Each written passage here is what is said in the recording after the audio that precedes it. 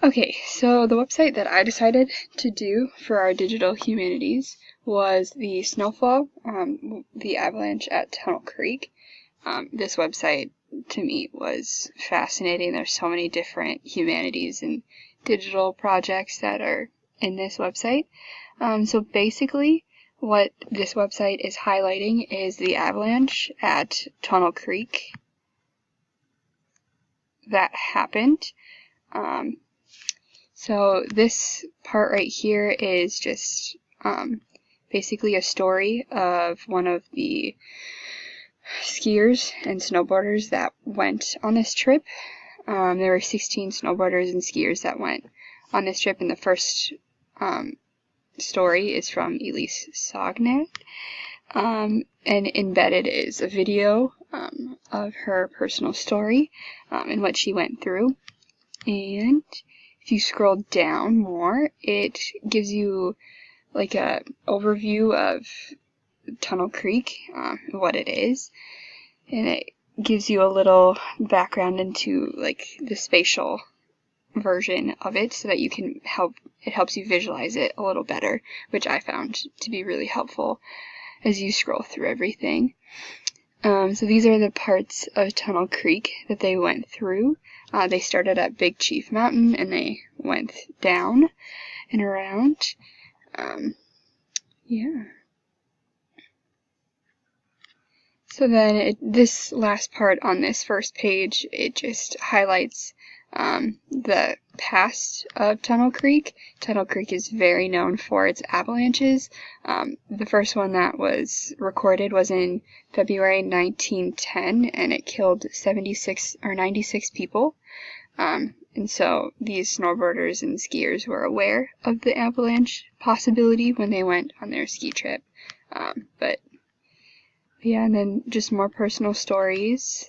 And then this is the weather pattern the day of.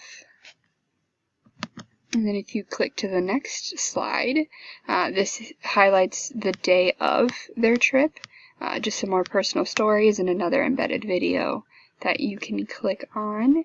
And then this is more of the scientific part of this website that I found to be fascinating. It just highlights the ice conditions and how the snow builds up and makes this. And then more stories about.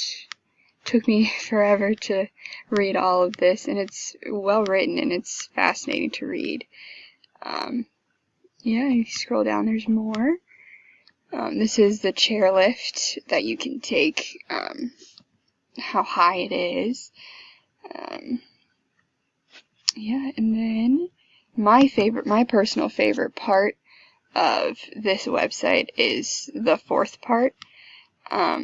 This takes in real time the avalanche, and the more you watch it, on the side you can see the miles per hour that the avalanche was going at, and you can see the progression of the avalanche and the momentum that it takes, and it shows just how deadly this avalanche was.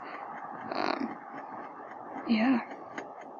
So at one point it got up to 65 miles per hour, which is insane to even think about, because I know when I'm driving that's an insanely fast pace to be going at.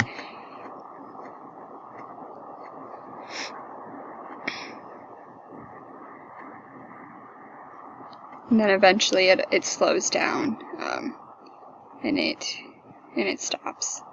And this is more stories.